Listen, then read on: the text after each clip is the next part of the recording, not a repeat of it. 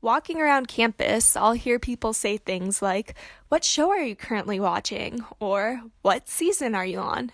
You're already on season 6? As we get so attached to a program, we seem to empathize with our beloved protagonists as they weave through the motions of life, celebrating with her as she finally scores a date with that hot football jock, or crying with him as he grieves over the loss of his best friend in a plane crash. More often than not, we experience our favorite character go through rough, psychologically challenging times, or the TV program or movie's description of what it's like to suffer psychological disorders such as depression, anxiety, OCD, and PTSD, to name a few. But how accurate are these depictions? When one thinks of psychological disorders, images of the Beast from the recent 2017 movie Split comes to mind. But if you've never experienced dissociative identity disorder, how can you actually tell if these are accurate depictions of psychopathology?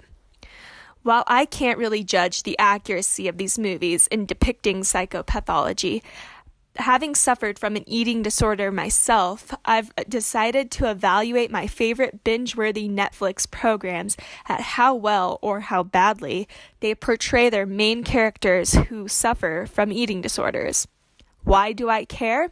Well, a recent study shows that over a 13-year period between 1995 and 2008, total eating disorders increased from 23 to 32% among females and from 7.9 to 25% among males.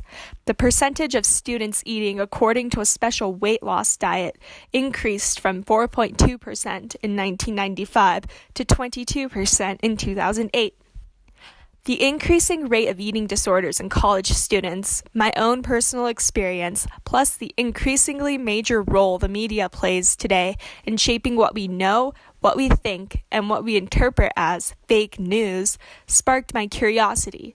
So I took 2 of my favorite Netflix shows and a recent Netflix original movie and began to compare what I knew from my abnormal psych class, plus additional research and my personal experience to see how well the entertainment industry represents eating disorders.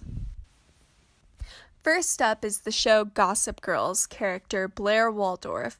To give a little background, Blair is a super rich and sassy high school girl from the Upper East Side of Manhattan. She spends her days sitting on the steps of the Metropolitan Museum, making sure she is maintaining your uppermost position on the social totem pole. In the episode Blair Waldorf Must Pie, it is Thanksgiving on the Upper East Side. Blair finds out that her father, recently separated from Mrs. Waldorf, will not be joining the family for their annual Thanksgiving feast. He has too much work to do in Paris and won't be making it back to New York City in time for the occasion. Fast forward to Thanksgiving dinner that night, and Blair seems to be staring blankly at her food. Her mother berates her for not being hungry. Blair becomes upset and she storms off. In the kitchen, out of sight, Blair sneaks an entire pie, eats it, and proceeds to continuously and uncontrollably eat everything in sight in the kitchen. Blair looks at herself in the mirror, guiltily, runs to the bathroom, and purges all the food immediately. She calls her friend Serena, who comes over. They talk things through, end up ditching Thanksgiving dinner, and go to the local burger joint. There they share laughs over burgers and fries. Blair ends everything that day with, "Thank you so much for everything, Serena. I'll call Dr. Sherman tomorrow." Throughout the following 5 seasons of the show, we never hear nor see anything else about Blair's eating disorder, nor do we see anything about it in the previous episodes. According to DSM-5, to be diagnosed with bulimia nervosa, one must have recurrent episodes of binge eating and compensatory behaviors for at least once a week for 3 months. While she could be suffering from bulimia behind the scenes, the show does make it seem like she just gets over it after having a special talk with her best friend. She also doesn't really feel remorse about eating a double cheeseburger with fries, and may or may not call her therapist the next morning, depending on how she feels that day. In a recent study by Morris and colleagues, it takes around 5 to 6 years from diagnosis to reach recovery, and 30% of patients don't actually ever recover.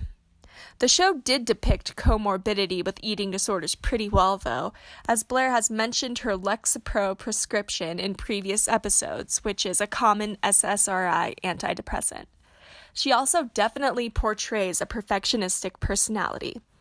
A study at the University of North Carolina demonstrated that perfectionism is significantly lower in fully recovered eating disorder individuals than those who are only partially recovered or active eating disorder individuals.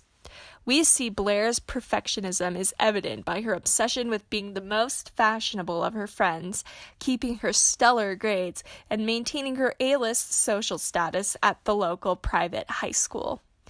Finally, Blair's symptoms, which are lack of control over binging, irritability, refusal to eat all day yet binging towards the end of the day, etc., are pretty consistent with bulimia nervosa. Her binge, triggered by the emotionally upsetting event of her father not being back for Thanksgiving dinner, is pretty spot on with what usually triggers the binge and purge cycle in bulimics. So, while the struggle and tediousness of recovery and the disorder itself aren't really well depicted in the show, Blair's symptoms and causal factors for her disorder seem to be actually pretty accurate according to the literature and diagnostic criteria. Next up is ABC Family's Pretty Little Liars. In the show, Hannah, 15 years old, struggles with her weight because all her friends are much thinner or more popular than she is. She claims she used to eat when she was nervous or felt bad. Allison, a friend, finds Hannah one day in the middle of a binge and shows her that it doesn't matter how much she eats as long as she's able to purge all of it at the end. Hannah begins purging, loses a bunch of weight, and within the year we see her rise up the social ladder. A year later, Hannah explains to another friend, Aria, that she knew she had to take care of herself and that she was so much better than that, and so she just stopped being bulimic. Later in the episode, she's in the bathroom, tempted by the nearby toilet to purge everything she had eaten for lunch, but she just stops and walks away. What this show gets wrong, like in Gossip Girl, is that it's actually really difficult just getting over an eating disorder because you think it's wrong. In fact, a lot of individuals with eating disorders resist treatment and behavior change, or if they do accept treatment, they jump from one to another until they find the right one that works. With Hannah, we never see her go through any sort of medication, cognitive behavioral therapy, or inpatient or outpatient program, which are all common treatments for bulimia nervosa. Another thing wrong with this depiction of bulimia is that Hannah doesn't seem to have any more trouble with the temptation to purge and doesn't relapse back into her disorder, which also, according to research, isn't very realistic. While many people with eating disorders never truly recover, up to 40% of individuals who go into remission will have a relapse, according to Grillo and colleagues. Pretty Little Liars does get a couple things right, though. Hannah used to have binge eating disorder, then switched over to bulimia, which is actually really common. In addition, Hannah also has comorbid disorders, especially anxiety and substance abuse. Hannah has had a consistent problem abusing alcohol in previous episodes and continues to have this problem in the future episodes. According to the National Center on Addiction and Substance Abuse at Columbia University, 30 to 70% of bulimics have substance abuse problems. While this show is okay at representing how one eating disorder can lead to another, or how eating disorders can be comorbid with other disorders, like Gossip Girl, it's actually pretty bad at showing the great extent to which the disorder can take over one's life and how hard it is to shake it off once it becomes daily routine. It doesn't really show how much time and effort go into therapy or programs to help one recover, or how easy it is to relapse back into maladaptive behaviors that come along with the disorder. Finally, the 2017 Netflix original To the Bone with Keanu Reeves and Lily Collins takes a different, more raw approach, as it follows Ellen, a 20-year-old anorexic girl, extremely emaciated in appearance, who has spent much of her teenage years being shuffled through many different recovery programs, including inpatient hospitalization, therapy, outpatient programs, just to name a few. No matter how much time she has spent, she still seems to lose weight. Ellen comes from a broken family. Her parents divorced when she was much younger. Her mother has remarried another woman and has passed Ellen off to live with her father, his new wife, and her stepsister, because her mother can't seem to handle taking care of Ellen any longer. Ellen's new family situation isn't any better, though, as her father isn't really ever around, and her stepmother continuously treats Ellen as though she's a burden. Her family members keep asking her, "Why don't you just eat?" and "You're going to die." Her stepmother sends Ellen off to a group home for youths, led by a non-traditional eating disorder doctor. The others in the home are pretty diverse, ranging from a recovering male ballet dancer to a woman who is barely out of her first trimester of pregnancy. Ellen is really irritable, pretty moody, and defiant, but with time, Ellen seems to bond with the others in the house a little. When Megan, who miscarries due to her recent bulimic relapse, Ellen gets frustrated, runs away, feeling that there's no progress in the house. She runs to her mother's house, where her mother admits that her postpartum depression may have caused mistreatment of Ellen when she was younger. Ellen leaves her mother's house the next day, and the movie ends openly, on a cliffhanger, with Ellen returning to the patient program at the group home. While this movie has been given a lot of criticism for glorifying anorexia, it actually shows the realness of the duration of the disorder. No matter how many treatment programs Ellen seems to go into, she doesn't seem to recover, nor does she want to recover. It also highlights the severity of the disorder. Anorexia is the most lethal of psychiatric disorders, and according to Stanford Medicine, the disorder kills 1 in every 10 patients. We see this as Ellen is so dangerously emaciated that others worry about her life.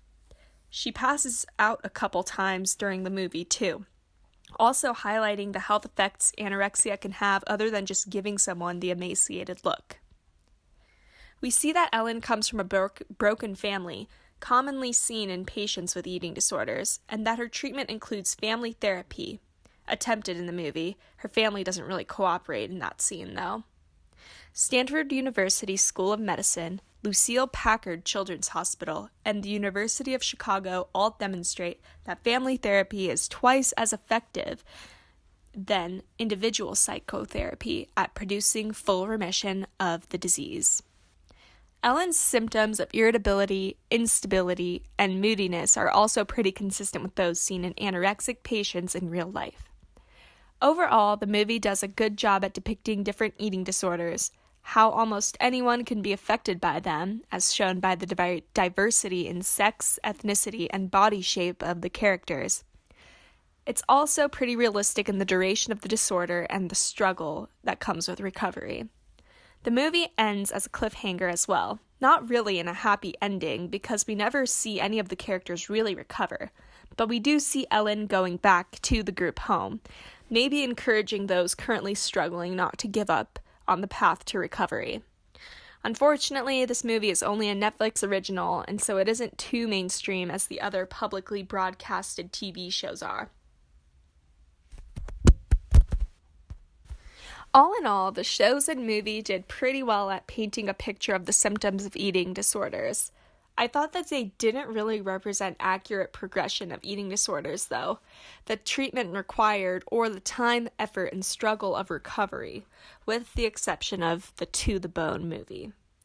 While it is good to raise awareness to eating disorders by having these characters at least experience a little of the struggle, it is also not accurate to depict the eating disorders as being temporary or transient that one goes through when having a rough time, but that can easily be overcome.